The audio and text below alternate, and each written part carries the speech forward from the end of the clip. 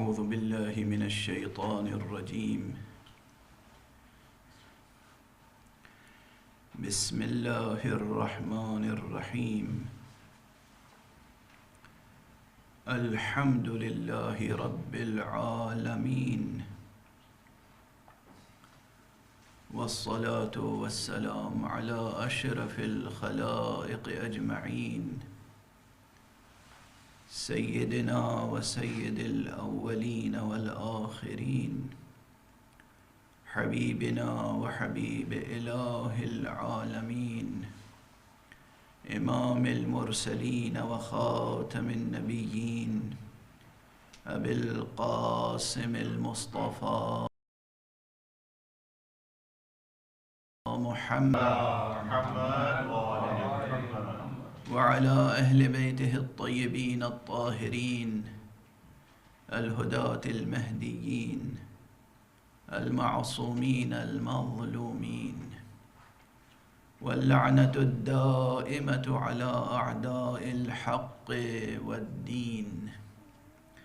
أما بعد، فقد قال الله تعالى عز اسمه في محكم كتابه ومتقن خطابه: بسم الله الرحمن الرحيم. واعتصموا بالله هو مولاكم فنعم المولى ونعم النصير. صدق الله العلي العظيم. اللهم صل على محمد وعلى محمد وعجل. صلى الله عليك يا رسول الله.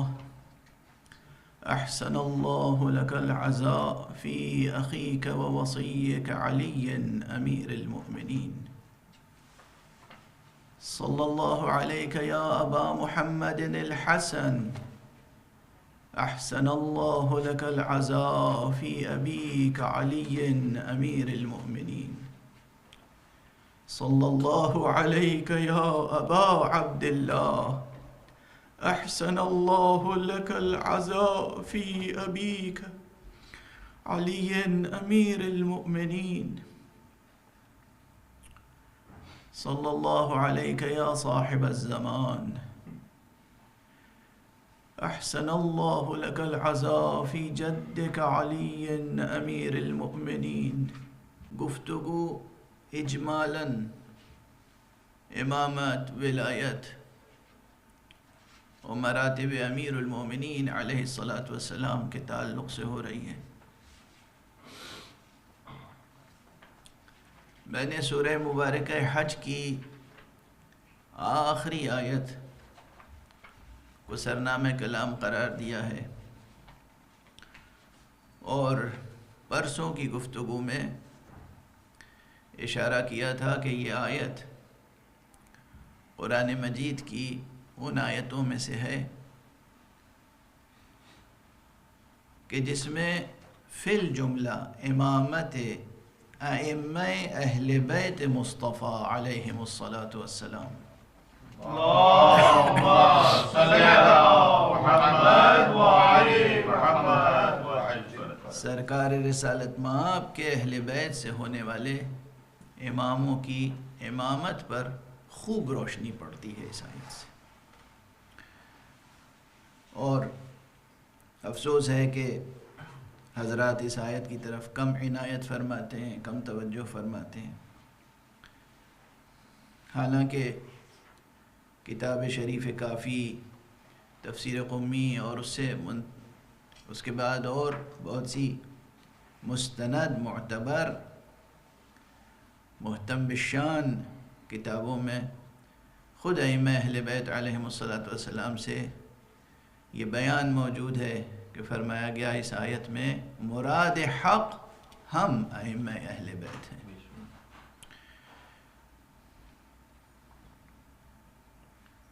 ظاہر ہے کہ سہولت کے پیش نظر، اپنی صحت کے تعلق سے، اور آپ حضرات کے بھی وقت اور سہولت کے پیش نظر میں صرف آخری فقرہ آیت کا تلاوت کرتا رہا، اور اس لیے بھی کہ وہ جان سخن اس میں مجتمع ہے۔ ورنہ پوری آیت اور اس کا ایک ایک فقرہ وَجَاهِدُوا فِي اللَّهِ حَقَّ جِهَادِهِ، اور جہاد کرو اللہ کے لیے، اللہ کی راہ میں، ایسا جہاد کہ جہاد کا حق ادا ہو جائے۔ حق سبحانہ و تعالیٰ یہ خطاب کسی اور سے کر بھی نہیں سکتا، خطاب اسی سے تو فرمائے گا جن پہ یقین ہوگا کہ یہ جہاد کا حق ادا کر سکتے ہیں۔ جو کام جو شخص نہیں کر سکتا، حق سبحانہ و تعالیٰ اس کے طرف وہ امر متوجہ نہیں کر سکتا۔ یہ ممکن نہیں ہے کہ اللہ سبحانہ و تعالیٰ کسی کو ایسا حکم دے جو حکم وہ کر نہ سکتا ہو۔ اسی لیے فقہ میں یہ قاعدہ، یہ اصل موجود ہے کہ جتنے واجبات ہیں، جتنے تکالیف شرعیہ ہیں، یہ سب انسان کی سکت و استطاعت سے بھی بہت کم ہے۔ یعنی جتنی نماز جائے رکعت نماز انسان روزانہ پڑھ سکتا ہے، کتنی نمازیں پڑھ سکتا ہے انسان؟ پڑھنے والے کتنی نمازیں پڑھتے ہیں؟ کوئی شب بھر میں 100 رکعت نماز پڑھتا ہے، کوئی شب بھر میں 1000 رکعت نماز پڑھتا ہے۔ امیر المومنین علی ابن ابی طالب علیہ السلام کتنی نمازیں پڑھا کرتے تھے؟ امام زین العابدین علیہ السلام کتنی نمازیں پڑھا کرتے تھے اس پیکر بشری میں رہتے ہوئے؟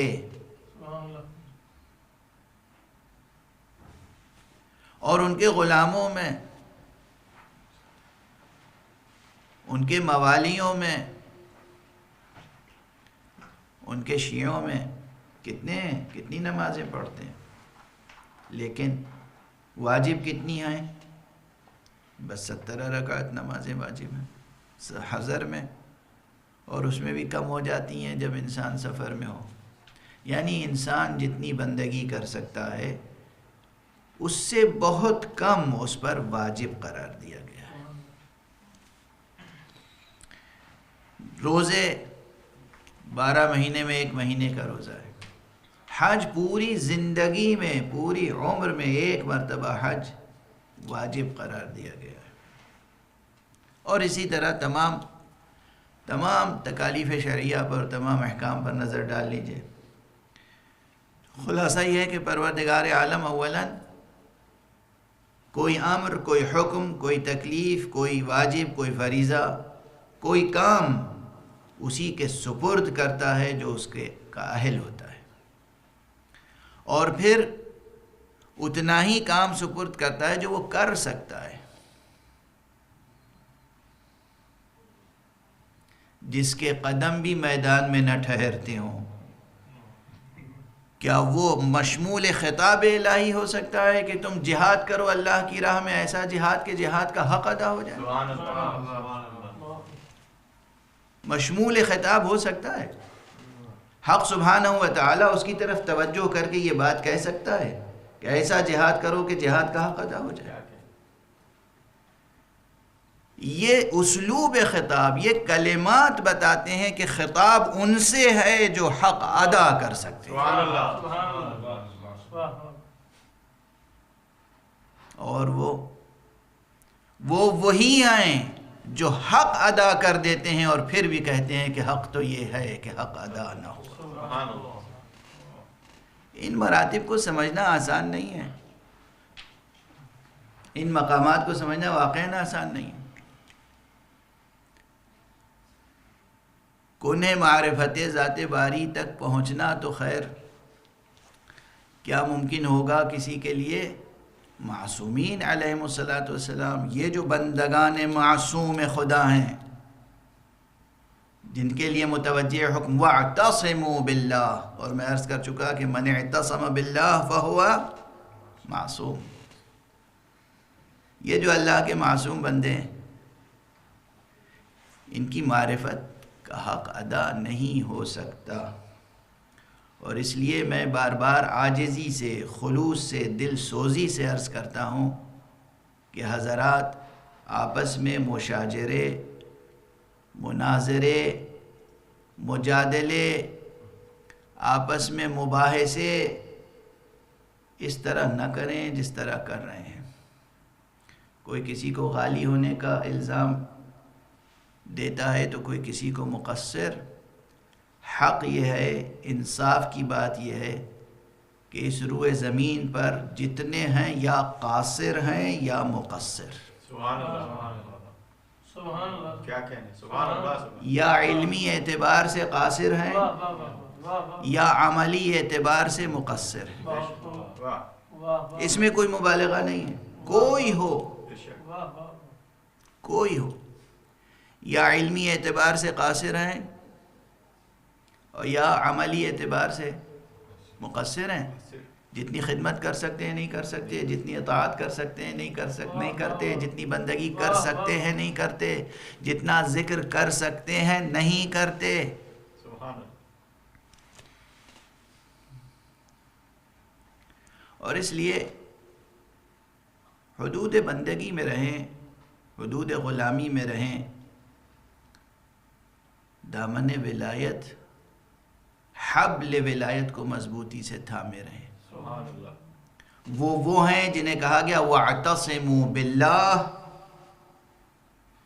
اور ہم وہ ہیں کہ ہمیں کہا گیا وَاعْتَصِمُوا بِحَبْلِ اللَّهِ۔ سبحان اللہ، سبحان اللہ، واہ واہ مَا آتَاكُمُ الرَّسُولُ فَخُذُوهُ وَمَا نَهَاكُمْ عَنْهُ فَانْتَهُوا، یہ ولایت تشریعیہ نہیں ہے تو کیا ہے؟ واہ، جو تمہیں مصطفیٰ دیں وہ لے لو، جس چیز سے روک دیں رک جاؤ، جسے وہ حلال کر دیں وہ حلال ہے، جسے وہ حرام کر دیں حرام ہے۔ سبحان اللہ، یہ ولایت تشریعیہ نہیں ہے تو کیا ہے؟ مصطفیٰ کو قانون بنانے کا حکم دیا ہے کہ نہیں دیا ہے؟ سبحان اللہ، یہ اور بات ہے، مصطفیٰ وہ ہیں کہ جو قانون بناتے نہیں جب تک کہ مشیت نہ ہو جائے، سبحان اللہ، اذن نہ ہو جائے۔ بس اشارات ہیں، ظاہر ہے ایک ایک مسئلے پہ اگر گفتگو ہو تو 10 دن 20 دن ضرور وقت چاہیے کم سے کم، ورنہ ماشاءاللہ مکتبی بحث کے انداز سے کیا جائے، جس طرح سے وقت برباد کرتے ہیں لوگ اپنا درس و بحث میں بہت سے لوگ واقعاً پروان چڑھتے ہیں اور بہت سے لوگ وقت برباد کرتے ہیں۔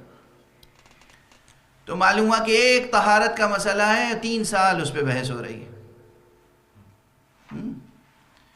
جن حضرات کی تمام تعلیم طہارت سے نکاح تک اور نکاح سے طہارت تک ہو، ان سے اور کیا توقع رکھی جا سکتی ہے؟ سبحان اللہ، کتاب الطہارت سے کتاب النکاح تک اور کتاب النکاح سے کتاب الطہارت تک، بس ساری زندگی، پوری استعداد، پوری صلاحیت، بذل جہد، سبحان اللہ، پوری جان نکال کے رکھ دیتے ہیں کس میں؟ طہارت سے نکاح اور نکاح سے طہارت میں۔ ایک صلوات پڑھ دیجئے محمد۔ اللہم صلی علی محمد وآل محمد وعجل فرجہ۔ اصل مسئلہ ولایت تکوینیہ بدیہیات میں سے ہے، اور عرض کر رہا ہوں سمجھنے کے لیے کافی ہے کہ ولایت تشریعیہ کیا ہے۔ میں نے سمجھنے کی مثال دی تھی کہ جب ڈاکٹر نسخہ دیتا ہے نا، بخار ہے آپ کو یا فلاں بیماری ہے، کوئی بیماری ہے، تو وہ نسخہ لکھ دیتا ہے، جائیے اسے استعمال کیجئے انشاءاللہ ٹھیک ہو جائیں گے۔ یہ نسخہ لکھنا یہ ولایت تشریعیہ ہے۔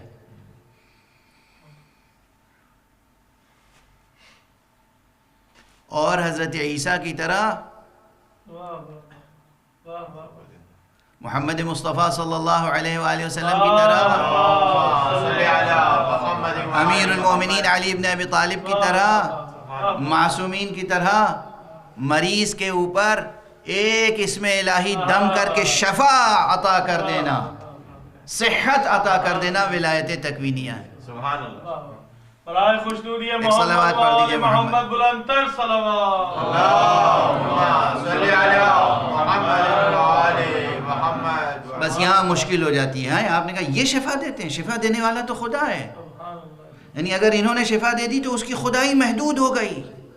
اللہ اکبر، اللہ اکبر، سبحان اللہ، کیا محدود، تنگ، تاریک نظریہ توحید لے کے بیٹھے ہیں۔ صفات بخشے، مکان بخشے، جگہ جگہ ایک حرم بنایا، ہماری صورت گری نے آخر خدا کو بھی ایک صنم بنایا. واہ واہ واہ واہ واہ. خدا کو اپنے وجود پہ قیاس فرما رہے ہیں. اسی لیے حضرت امام جعفر صادق علیہ الصلوۃ والسلام اللہم صلی علی محمد وآل محمد کے سامنے جب کسی نے تکبیر کہی اللہ اکبر تو آپ نے فرمایا یہاں آؤ سنو، اللہ اکبر جو تم نے کہا اس کے کیا معنی سمجھتے ہو؟ کہ نہیں اللہ اکبر من کل شیء، اللہ ہر شے سے بڑا ہے. کہا تو قیاس کر لیا تم نے، محدود کر دیا خدا کو، محدود کر دیا خدا کو.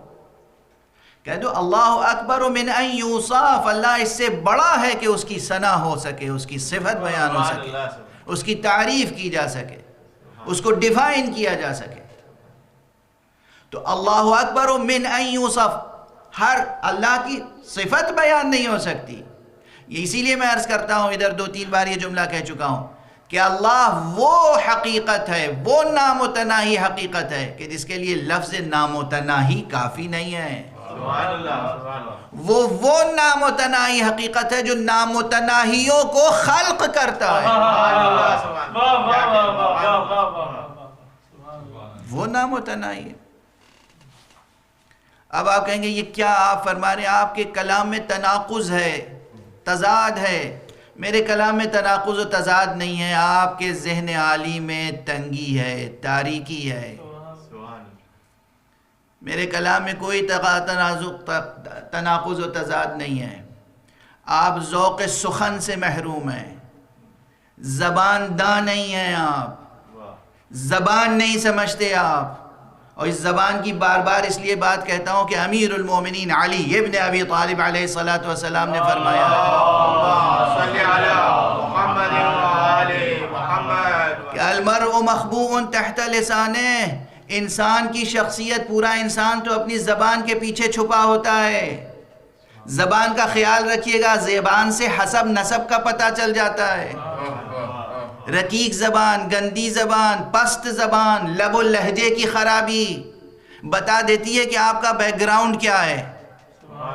مہذب، تعلیم یافتہ، شریف، نفیس گھرانے اور خاندان و خانوادے سے تعلق رکھتے ہیں یا پست بیک گراؤنڈ سے تعلق رکھتے ہیں. زبان کا خیال رکھیے، زبان کی شستگی کا خیال رکھیے. اہل بیت اطہار علیہ الصلوۃ والسلام، ان کی ولایت اور توحید حق صمدی کی باتیں، بہت بلندی چاہیے اس کے لیے، بہت بلندی نفس میں، ذہن میں، قلب میں. تو میں عرض کر رہا تھا، جو جملہ عرض کرنا چاہتا ہوں کہ ولایت تکوینیہ یہ ہے کہ مادہ کائنات میں تصرف کی طاقت. میں نے عرض کیا تھا، دعویٰ نہیں کیا تھا، عرض کیا تھا عاجزی سے. قرآن مجید میں ولایت تکوینیہ کے عطا کیے جانے کی دلیلیں بکھری ہوئی ہیں. 1-2 دلیلیں ہیں، بس یہ کہ ایک تقریر میں سب سمیٹ کے عرض نہیں کر سکتا، سکت نہیں ہے، وقت کے دامن میں گنجائش نہیں ہے. جو فقیر ہوتا ہے وہ اپنی ایک ایک چیز گن گن کے رکھتا ہے، بچا بچا کے رکھتا ہے، سمیٹ سمیٹ کے رکھتا ہے. جو غنی ہوتا ہے وہ اپنی ہر صفت بانٹتا رہتا ہے، لٹاتا رہتا ہے، تقسیم کرتا رہتا ہے. وہ خدا، وہ قادر مطلق، غنی علی الاطلاق ہے. کیا کہنے. سبحان اللہ سبحان اللہ. اس نے ہمیں اور آپ کو کتنی صلاحیتیں دی ہیں. آج سائنس مادہ کائنات میں تصرف کرتی ہے یا نہیں؟ سائنسداں تصرف کرتے ہیں یا نہیں؟ مادہ کائنات میں تصرف کرتے ہیں یا نہیں؟ وسائل کے ذریعے سے، علمی وسائل کے ذریعے سے، علمی طریقوں سے، وسائل سے، مگر مادہ کائنات میں تصرف کر رہے ہیں.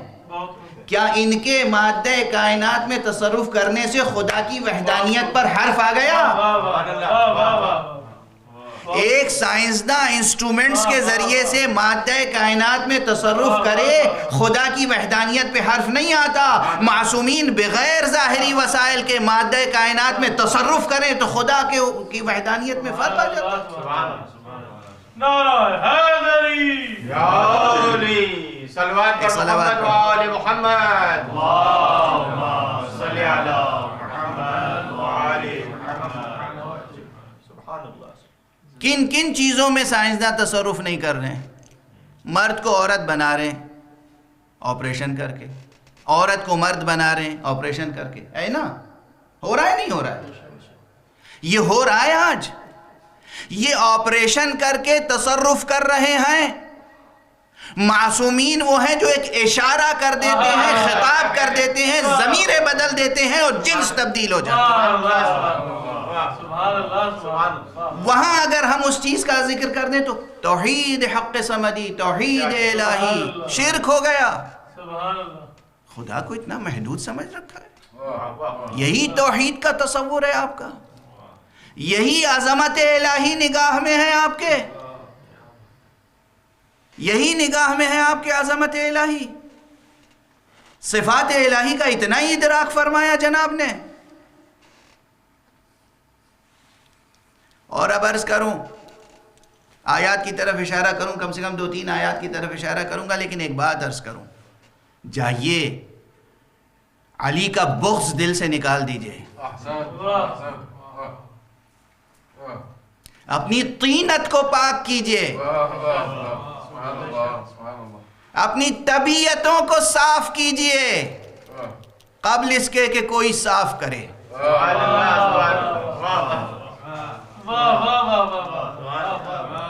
اپنی طینتوں کو پاک کیجئے، اپنی طبیعتوں کو صاف کیجئے، اپنے ذہن کو روشن کیجئے، قلب کو نورانی کیجئے، مطالعہ کیجئے تاریخ کا، حدیث کا، روایات کا، آیات کا. اور اس کے بعد آپ دیکھیں گے کہ صدر اسلام سے لے کر، یعنی اصحاب پیغمبر سے لے کر آج تک ولایت تکوینیہ کا عقیدہ اور تصور متواتر چلا آ رہا ہے. یہ اصطلاح چاہے جب پیدا ہوئی ہو، اور ولایت تکوینیہ کا کلمہ یہ کوائن کرنے کی ضرورت اس لیے پڑی، یہ ٹرمینالوجی، کہ چونکہ جہالت کی بنا پر، غفلت کی بنا پر ولایت کا تصور محدود کرتے چلے گئے، تو جو عرفا تھے انہوں نے اس میں اضافہ کیا. اور کیا تمام اصطلاحیں کیا عہد پیغمبر سے مستقر ہیں فقہ میں؟ نجس اور متنجس کی اصطلاحیں مستقر ہیں عہد پیغمبر سے. آج توضیح المسائل میں، آج دینیات کی کتابوں میں جو متنجس کا لفظ استعمال ہوتا ہے، نجس کا لفظ استعمال ہوتا ہے، متنجس کے مراتب کا ذکر ہوتا ہے، یہ کیا اصطلاحیں سب دور پیغمبر میں تھیں؟ یہ اصطلاحیں تو بعد میں وجود میں آئی ہیں نا. تو کیا اصطلاحیں اگر بعد میں وجود میں آئی ہیں تو یہ مفاہیم، یہ معانی، یہ مرادات، یہ حقائق نہیں تھے پہلے؟ تھے، یہ تھے. اسی طرح ولایت کا عقیدہ عہد پیغمبر سے صلی اللہ علیہ وآلہ وسلم،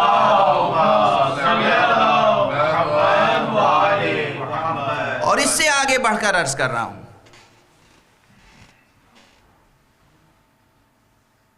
اصلا ولایت تکوینیہ کا مطالبہ فطرت میں پوشیدہ ہے.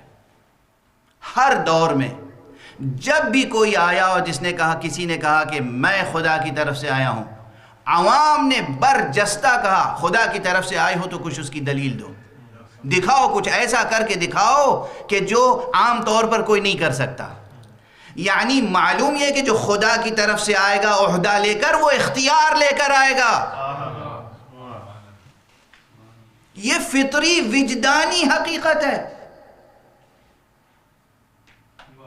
ہر دور میں ہر نبی سے معجزہ طلب کیا گیا یا نہیں؟ کیوں طلب کیا گیا؟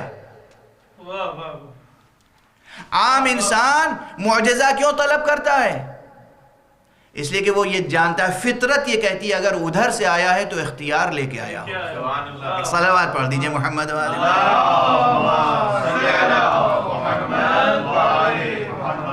ادھر سے آیا ہے تو اختیار کچھ نہ کچھ لے کے آیا ہوگا، بے اختیار نہیں آیا ہوگا، اور وہ دکھاتے ہیں. تو ہر دور میں ولایت، مثلا جس طرح میں عرض کرتا ہوں فطرت، گوہر فطرت انسانی پر جس طرح کلمہ توحید کندہ ہے، کلمہ نبوت کندہ ہے، کلمہ ولایت کندہ ہے، تو فطرت انسانی میں عظمت الہی کا ایک تصور موجود ہے جو لفظوں میں بیان نہیں ہو سکتا. فطرت انسانی میں نبی کا ایک عظیم تصور موجود ہے جو لفظوں میں بیان نہیں ہو سکتا.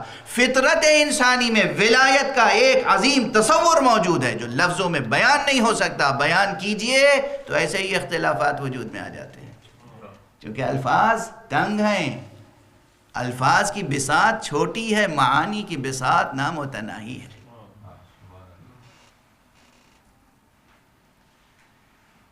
میں کیا عرض کروں، پھر حوالہ دے رہا ہوں، نام گنا رہا ہوں. جناب یعنی وہ مشہور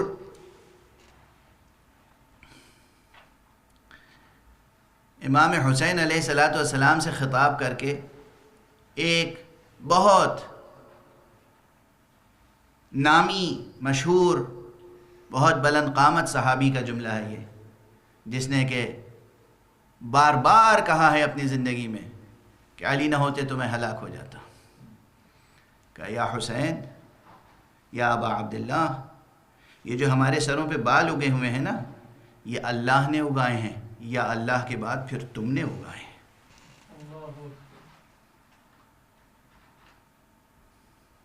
اب اس کی ظاہر ہے اس حدیث کا آج تک کسی نے انکار نہیں کیا اس روایت کا، نہ مخالف نہ موافق، صرف تعویل کی اپنے انداز سے کہ نہیں اس سے مراد ولایت تقویہ نہیں ہے، اس سے مراد کچھ اور ہے.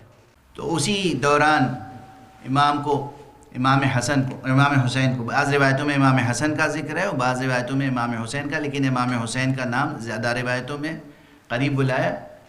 کہا کہ یہ جو ہمارے سر پہ بال اگے ہوئے ہیں نا، انبت اللہ ثم انتم، یہ تو اللہ نے اگائے ہیں یا اس کے بعد تم نے؟ یہ کس چیز کا اقرار ہے؟ یہ ولایت تکوینیہ کا اقرار ہے. اس وقت سے لے کر اصحاب پیغمبر کے دور سے لے کر اور اصحاب ائمہ تک اور علماء، چاہے وہ شیخ کلینی ہوں اور چاہے وہ شیخ مفید ہوں اور وہ چاہے سید رضی ہوں. جناب سید رضی جن کی نہج البلاغہ مشہور ہے، انہی سید رضی کی کتاب خصائص امیر المؤمنین، سید رضی غالی تھے، سید رضی نصیری تھے، سید رضی موحد نہیں تھے، مشرک تھے. سید رضی کے بارے میں کیا خیال ہیں آپ حضرات کے؟ انہی سید رضی نے جنہوں نے نہج البلاغہ مرتب فرمائی، خصائص امیر المومنین، مختصر سی کتاب، اس میں بھی وہ روایتیں نقل کی ہیں جو ولایت تکوینیہ علی ابن ابی طالب پر گواہی دیتی ہیں. اللہم صلی علی محمد وعلی محمد. یعنی ایک شخص امیر المومنین علیہ السلام کے سامنے دو شخص آئے، بحث کرتے ہوئے، لڑتے ہوئے، جھگڑتے ہوئے، ایک مقدمہ لے کے آئے. اس میں سے ایک خارجی تھا، اتفاق سے خارجی اس مقدمے میں، اس معاملے میں بھی باطل پر تھا. آپ نے فیصلہ کیا تو جس طرح رسول اللہ صلی اللہ علیہ وسلم کی شان میں ایک خارجی گستاخی کر چکا تھا پہلے، یعنی حضور نے فیصلہ کیا اور کہا آپ نے فیصلہ عادلانہ نہیں کیا ہے. تو حضور نے فرمایا ویحک، اگر میں عادل نہیں کروں گا تو پھر کون عادل کرے گا. وہی واقعات یہاں پر پیش آیا کہ امیر المومنین علیہ السلام نے فرمایا، فیصلہ کیا تو وہ معترض ہوا تو امیر المومنین علیہ السلام اور گستاخانہ انداز میں معترض ہوا تو امیر المومنین علیہ السلام نے بس اشارہ کر کے وہ جملہ کہا جو کتے کے لیے کہا جاتا ہے، اخسا. مجمع میں بیٹھا ہوا وہ شخص سیاہ کتے میں بدل گیا. میں صرف اشارہ کر رہا ہوں، آدھا واقعہ بلکہ آدھے سے بھی کم واقعہ پڑھ رہا ہوں، وقت گزر چکا. کس نے نقل کیا یہ واقعہ اور پھر دوبارہ انسان بھی بنایا اسے، دوبارہ انسان بھی بنایا؟ کس نے نقل کیا یہ واقعہ؟ کسی نصیری نے؟ کس نے نقل کیا یہ واقعہ؟ کسی غالی نے؟ کسی مشرک نے؟ آپ حضرات کی اصطلاح میں جو حضرات ذاکرین کی توہین کرتے ہیں، کسی منبری نے، کسی روزہ خون نے، کسی ذاکر نے، شریف رضی جامع نہج البلاغہ، انہوں نے نقل کیا. تو اس وقت سے لے کر شریف رضی ہوں، شریف مرتضیٰ ہوں، ان کے استاد شیخ مفید ہوں، ان کے شاگرد ہوں، اور اس وقت سے لے کر صرف امام خمینی ولایت تکوینیہ کے قائل نہیں ہیں. مصباح الفقاہہ کتاب اٹھا کر دیکھیں، آیت اللہ العظمیٰ سید ابو القاسم خوئی، وہ بھی ولایت تکوینیہ کے قائل ہیں. ایک صلوات پڑھ دیں محمد اللہم صلی علی محمد وآل محمد وعجل فرج. آیت اللہ گل پائیگانی، آیت اللہ خوئی، آیت اللہ محمد تقی بہجت، آیت اللہ طباطبائی صاحب تفسیر المیزان. کس کس کا نام گناؤں؟ صرف صوفیہ تھوڑی قائل ہیں. صوفیہ کے تمام نظریات سے ہم بھی متفق نہیں ہیں، مگر نظریے سے اختلاف کے باوجود فوراً کسی کی تکفیر نہیں کرتے، کسی کو کافر نہیں ٹھہراتے، کسی کی شان میں گستاخی اس طرح سے نہیں کرتے. اختلاف نظر کے اظہار کی تہذیب ہے.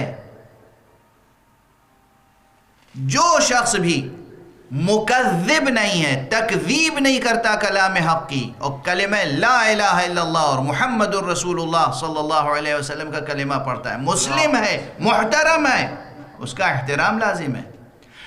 بہت سے حضرات ہیں نا جو تعویل کرتے ہیں. تعویل باطل ہے، آپ یہ کہتے رہیے آپ کی تعویل باطل ہے، آپ کی اس تعویل سے ہم متفق نہیں ہیں، آپ کی اس تفسیر سے ہم متفق نہیں ہیں، آپ کی یہ تفسیر بالکل غلط ہے، یہ کہتے رہیے. تکفیر کرنا، تنجیس کرنا، تحقیر کرنا، تذلیل کرنا، یاد رکھیے جو دوسرے کو ذلیل کرتا ہے وہ یہ اعلان کرتا ہے کہ میں ذلیل ہوں. سبحان اللہ.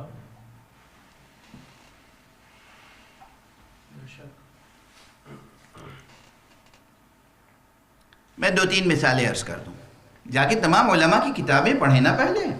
چھوٹے چھوٹے اقتباس کہیں سے، یہاں سے ایک لائن پڑھ لی، ان کا ایک جملہ سن لیا، اس ایک سنے ہوئے جملے پر اور اس ایک لائن کی پڑھی ہوئی عبارت پر فتویٰ دیتے ہیں لوگ. میرا نظریہ یہ ہے، میں وضاحت کرتا ہوں، مجھ سے استفسار کیا گیا ہے تو میں بیان دے رہا ہوں. سبحان اللہ.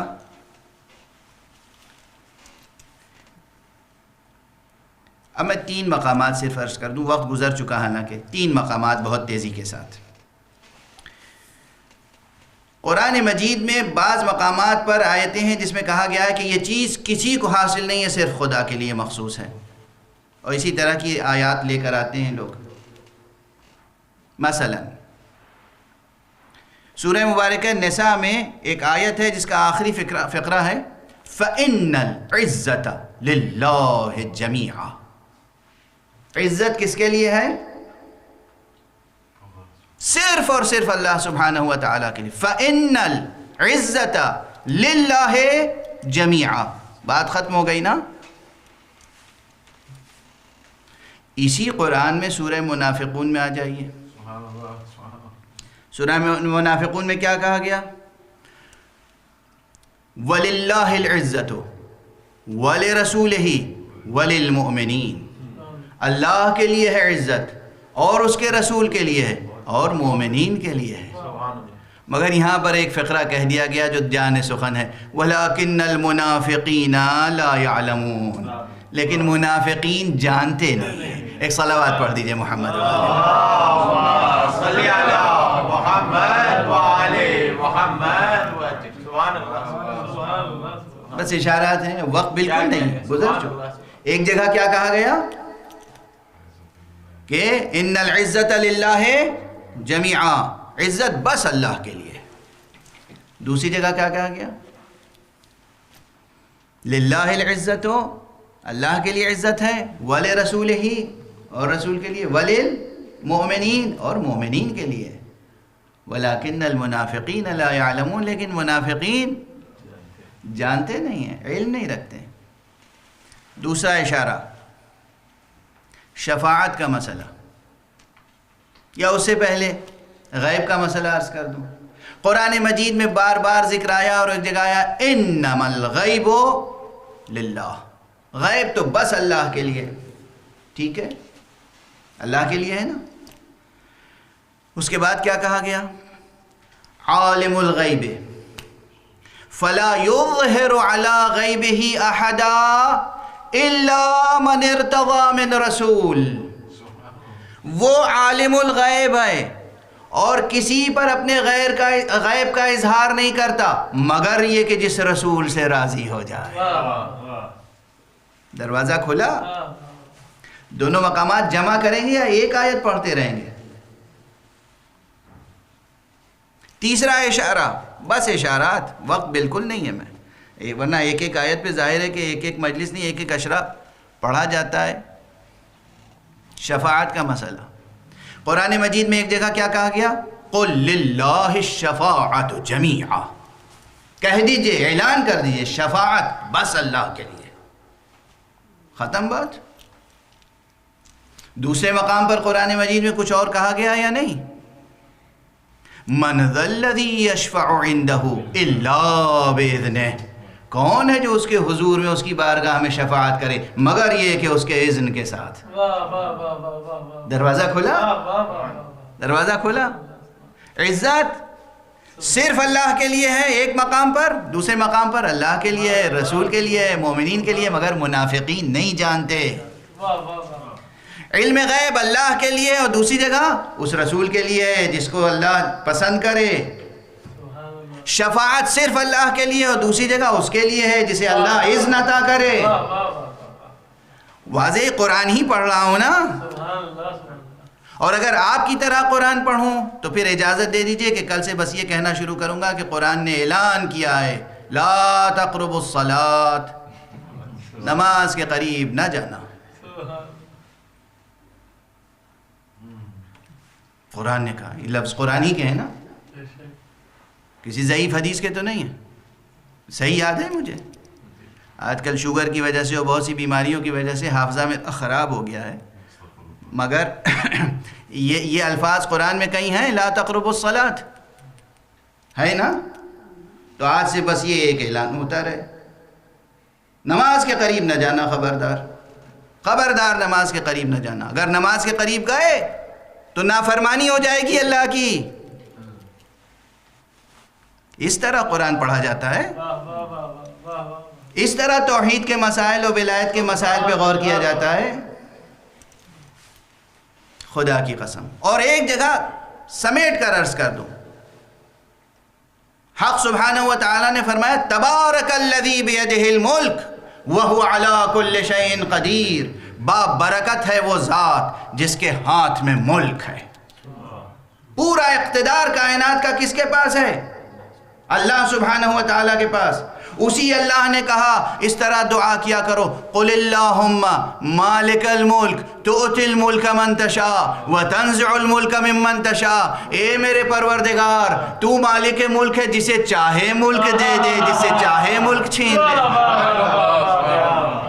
برائے خوشنودی محمد و آل محمد صلوات. اللہم صلی علی محمد و آل محمد. اب اگر مصطفیٰ ہاتھ اٹھا کے کہیں گے اللہم مالک الملک، اے پروردگار تو ملک کا مالک ہے، جسے چاہے تو ملک دے دے، اور اللہ مصطفیٰ کو ملک دے دے تو شرک ہو گیا، محدود ہو گیا ملک خدا، بٹ جائے گا ملک خدا، تقسیم ہو جائے گا ملک خدا، معطل ہو جائے گی خدا کی خدائی. کیا تصور ہے توحید کا، ماشاءاللہ، چشم بد دور. ایک صلوات پڑھ دیجئے محمد والے. اللہم صلی علی محمد و آل محمد وعجل. بس وقت گزر چکا. ان کی عظمت اسی میں ہے. یہ ایسے عبد خدا تھے کہ اس نے ان کو اپنے ملک و ملکوت کا امین بنایا تھا، اور یہ اس کی مشیت اور اس کے اشاروں کے پابند تھے.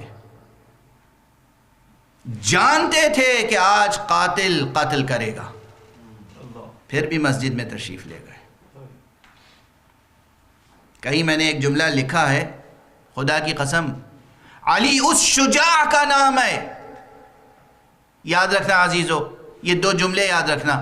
علی اس شجاع کا نام ہے جسے کوئی کسی میدان جنگ میں زیر نہیں کر سکتا تھا. اگر اس کے سر پہ ضربت لگ سکتی تھی کسی دشمن خدا کی تو بس سجدے کے حالت میں،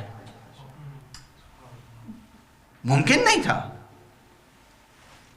اور علی اس عابد کا نام تھا جسے کوئی عبادت سے روک نہیں سکتا تھا، چاہے سامنے قاتل ہی کیوں نہ کھڑا ہوا ہو. یہ ہے شخصیت. معلوم ہے کہ یہ قاتل ہے، لیٹا ہوا ہے، اسے جگا رہے ہیں. علی وہ ہے جو اپنے قاتل کو سوتے سے بیدار کرتا ہے. اللہ اکبر. بس گفتگو تمام. آج جی بھر کے امام عصر کو پرسا دیجیے گا. آج جی بھر کے امام حسن و امام حسین کو پرسا دیجیے. آج پرسا دیجیے. تصور کیجیے کہ زینب ام کلثوم کی صدائیں بلند ہیں، وا ابتا وا ابتا وا علیہ وا محمدہ. صدائیں بلند ہیں، بے چین ہیں. گھر میں امیر المؤمنین کے قیامت برپا ہے. کل میں نے عرض کیا تھا، محراب مسجد سے اٹھا کر، مسجد سے لا کر بیت الشرف کا رخ کیا. بیت الشرف میں داخل ہوئے اور امیر المؤمنین علیہ السلام جہاں گھر میں، جو گھر کا مصلی تھا، جہاں مستقل نماز پڑھا کرتے تھے، اس مصلی پہ جا کر لٹا دیا گیا. علی اپنے مصلی پر ہے. پہلے گھر والوں نے حلقہ کیا، خوب گریا ہوا. بلک بلک کے زینب روئی ہے، بلک بلک کے ام کلثوم روئی ہیں. امیر المومنین کی بہت سی بیٹیاں ہیں، بہت سے بیٹے ہیں، بہت سے عزیز ہیں، بہت سے اقربا ہیں. بلک بلک کے رو رہے ہیں. گھر میں ایک قیامت برپا ہے. اور اس کے بعد امام نے سب کو صبر دلایا، سب کو تسلی دی، سب کو صبر دلایا، دلاسا دیا، اور کہا ذرا جو اصحاب ہیں نا، ان سے بھی آخری ملاقات کر لینے دو. اصحاب داخل ہوئے، اصحاب آئے، ایک ایک کر کے. جو خواص تھے آئے، عوام بھی آئے. امام کو ہر شخص دیکھتا تھا اس کیفیت میں کہ آپ کے پیشانی پر ایک زرد رومال لپیٹ دیا گیا تھا. اس زرد رومال میں اور روح مبارک کی رنگت میں کوئی فرق محسوس نہیں ہوتا تھا. زہر اتنا اثر کر چکا تھا کہ روح مبارک زرد اور رومال بھی زرد، دونوں زردیوں میں کوئی فرق نہیں کر سکتا تھا. امام امیر المومنین اس حالت میں بھی شفقت کے ساتھ، لطف کے ساتھ، دل سوزی کے ساتھ، جذبہ تعلیم و تربیت کے ساتھ لوگوں کے سوالوں کا استقبال کر رہے ہیں. سوال کرنے پر تشویق کر رہے ہیں. سلونی سلونی. ذرا اس آواز کو سننے کی کوشش کیجئے. ایک نحیف امام ہے، ایک زخم خوردہ امام ہے، زہر پورے جسم میں سرایت کر چکا ہے، اور شفیق ہے اتنا کہ اس وقت بھی اپنے صحابیوں سے، شاگردوں سے کہہ رہا ہے پوچھ لو، مجھ سے پوچھ لو جو پوچھنا چاہو، قبل اس کے کہ میں تمہارے درمیان نہ رہ جاؤں. بس اتنا خیال رکھنا کہ سوالات کو مختصر کرنا، میری تکلیف کا خیال کرنا، مگر جو پوچھنا ہو پوچھ لو. اللہ اکبر، اللہ اکبر. امیر المومنین علیہ السلام نے اس وقت بھی فیضان علمی سے مستفیض فرمایا ہے. چشمہ کوثر علم جاری تھا. علی واعظ کر رہے تھے، علی نصیحت کر رہے تھے. علی نے پھر عمومی وصیتیں کی ہیں، اور اس موقع پر بھی کیا وصیتیں کی ہیں؟ اللہ اللہ اللہ اللہ فی الصلاۃ. دیکھو میں تمہیں اللہ کا واسطہ دیتا ہوں، اللہ کا واسطہ دیتا ہوں، نماز کو قائم رکھنا. یہ وہی علی کہہ رہا ہے نا جس نے نماز کو زندگی بھر قائم کیا، اور اس کیفیت کے ساتھ قائم کیا جب فرق مقدس دوپارہ ہو گیا تب بھی حسن کو کہا بیٹا نماز پہلے پڑھا دو. یہ علی.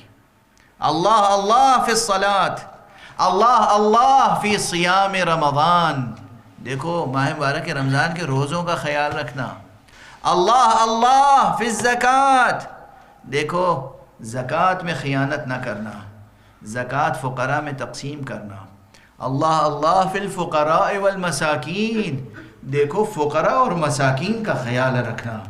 اللہ اللہ فی الایتام، دیکھو یتیموں کا خیال،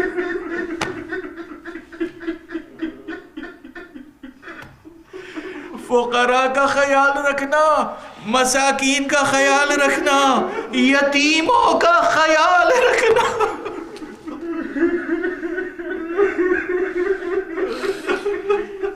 یہ وہ فقرے ہیں جو صرف شیعہ کتابوں میں نہیں ہیں، مورخ طبری نے لکھا ہے، دوسرے تمام مورخین نے لکھا ہے یہ وصیت کے جملے۔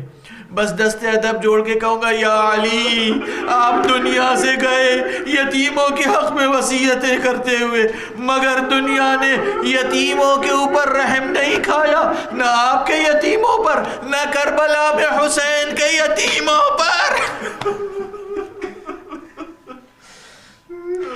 وہ حسین کی یتیم بچی جو بابا بابا کہتی ہوئی مقتل میں گئی اور بابا کے لاشے سے لپٹ کے گریا کر رہی تھی، اسے کس انداز سے لاشے سے جدا کیا گیا ہے۔ ارے ظالم نے تعزیانے لگائے، رخسار پہ تماچے لگائے، گوش مبارک سے گوشوارے سلب کر لیے۔ علی ہیں فرما رہے ہیں، اللہ اللہ فی الایتام، تمہیں وصیت کرتا ہوں خدا را یتیموں کا خیال رکھنا، خدا را اپنے غلاموں کنیزوں کا خیال رکھنا، خدا را خواتین کا خیال رکھنا۔ دیکھو خواتین پہ ظلم نہ کیا کرو، زیادہ عورتوں پہ ظلم نہ کیا کرو۔ ایک ایک جزئیات کی وصیت فرمائی ہے، اور فرمایا اللہ اللہ فی ذریت رسول اللہ، خدا را رسول کی ذریت کا خیال رکھنا، رسول کی آل کا خیال رکھنا۔ اللہ اللہ فی ذریت رسول اللہ، اللہ اللہ فی اصحاب رسول اللہ، رسول اللہ کے اصحاب کا خیال رکھنا، رسول اللہ کے اصحاب کی ناقدری نہ کرنا۔ مختلف وصیتیں کرتے رہے، کچھ وصیتیں عمومی تھیں، کچھ وصیتیں خصوصی تھیں۔ جب اصحاب سے وصیت کر چکے اور اس کے بعد جناب امام حسن کو قریب بلایا، سب گھر کے بچوں کا ہاتھ امام حسن کے ہاتھ میں دیا، اسرار امامت سپرد کیے، القاء نسبت فرمائی، اور اس کے بعد حسین کو بلایا۔ آپ سنتے رہتے ہیں، عباس کا ہاتھ حسین کے ہاتھ میں دیا۔